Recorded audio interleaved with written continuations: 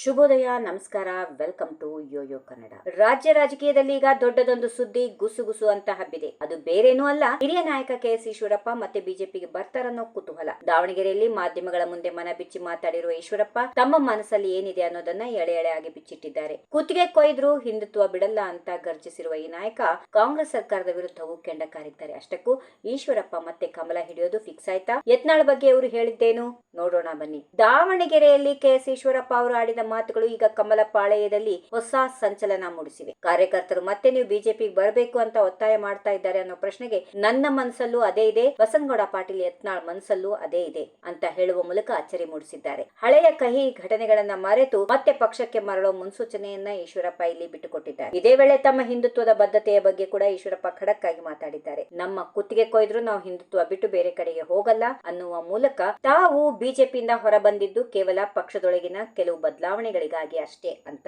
ಸ್ಪಷ್ಟಪಡಿಸಿದ್ದಾರೆ. ಬಿಜೆಪಿಯ ಸಾಕಷ್ಟು ಕಾರ್ಯಕರ್ತರು ನೋವಿನಲ್ಲಿದ್ದಾರೆ, ಆದ್ರೆ ಇವತ್ತಲ್ಲ ನಾಳೆ ಬಿಜೆಪಿ ಮತ್ತೆ ಒಳ್ಳೆ ಸ್ಥಿತಿಗೆ ಬರುತ್ತೆ ಅನ್ನೋ ನಂಬಿಕೆ ನನಗಿದೆ ಎಂದು ಹೇಳಿದ್ದಾರೆ. ಇನ್ನು ಕಾಂಗ್ರೆಸ್ ಸರ್ಕಾರದ ಬಗ್ಗೆ ಮಾತಾಡುತ್ತಾ ಈಶ್ವರಪ್ಪ ಫುಲ್ ಗರಂ ಆಗಿದ್ದಾರೆ. ಶಿಡ್ಲಘಟ್ಟದಲ್ಲಿ ಮಹಿಳಾ ಅಧಿಕಾರಿಯೊಬ್ಬರಿಗೆ ಕಾಂಗ್ರೆಸ್ ಮುಖಂಡ ಅಸಭ್ಯವಾಗಿ ಮಾತಾಡಿದ ಪ್ರಕರಣವನ್ನ ತೀವ್ರವಾಗಿ ಖಂಡಿಸಿದ್ದಾರೆ. ಕಾಂಗ್ರೆಸ್ ನಾಯಕರಿಗೆ ಮೈ ಮೇಲೆ ಜ್ಞಾನವೇ ಇಲ್ಲ, ಅಧಿಕಾರದ ಮದ ಏರಿ ಅಹಂಕಾರದಿಂದ ವರ್ತಿಸುತ್ತಿದ್ದಾರೆ ಎಂದು ಕಿಡಿಕಾರಿದ್ದಾರೆ. ರಾಜ್ಯದಲ್ಲಿ ಮಹಿಳೆಯರಿಗೆ ರಕ್ಷಣೆಯೇ ಇಲ್ಲದಂತಾಗಿದೆ ಅನ್ನೋದು ಈಶ್ವರಪ್ಪ ಅವರ ಗಂಭೀರ ಆರೋಪ. ಗೃಹ ಸಚಿವ ಪರಮೇಶ್ವರ್ ಅವರ ಬಗ್ಗೆ ಕೂಡ ಈಶ್ವರಪ್ಪ ಅಸಮಾಧಾನ ಹೊರಹಾಕಿ ಇಂತಹ ಗಂಭೀರ ವಿಚಾರಗಳನ್ನ ಗೃಹ ಸಚಿವರಿಗೆ ಹೇಳಿದ್ರೆ ಅವರು ಅದನ್ನ ಸಣ್ಣ ವಿಷಯ ಬಿಡ್ರಿ ಅಂತ ತುಂಬಾ ಹಗುರವಾಗಿ ತಗೊಳ್ತಾರೆ. ಅಂತಹ ಅಸಮಾಧಾನ ವ್ಯಕ್ತಪಡಿಸಿದ್ದಾರೆ. ಇನ್ನು ಇತ್ತೀಚೆಗೆ ಚರ್ಚೆಯಲ್ಲಿರುವ ಬಿಜೆಪಿ ಪಾದಯಾತ್ರೆ ಬಗ್ಗೆ ಕೇಳಿದಾಗ ಆ ಪಾದಯಾತ್ರೆಗೂ ನನಗೂ ಯಾವುದೇ ಸಂಬಂಧ ಇಲ್ಲ ಅಂತ ಹೇಳುವ ಮೂಲಕ ತಮ್ಮ ಹಾದಿ ಸದ್ಯಕ್ಕೆ ಬೇರೆ ಅನ್ನೋದನ್ನ ನೆನಪಿಸಿದ್ದಾರೆ. If you like this video ಬೇಗ ಲೈಕ್ ಮಾಡಿ, ಕಾಮೆಂಟ್ ಮಾಡಿ, ಶೇರ್ ಮಾಡಿ ಹಾಗೂ ಯೋಯೋ ಟಿವಿ ಕನ್ನಡವನ್ನು ಸಬ್ಸ್ಕ್ರೈಬ್ ಮಾಡಿ.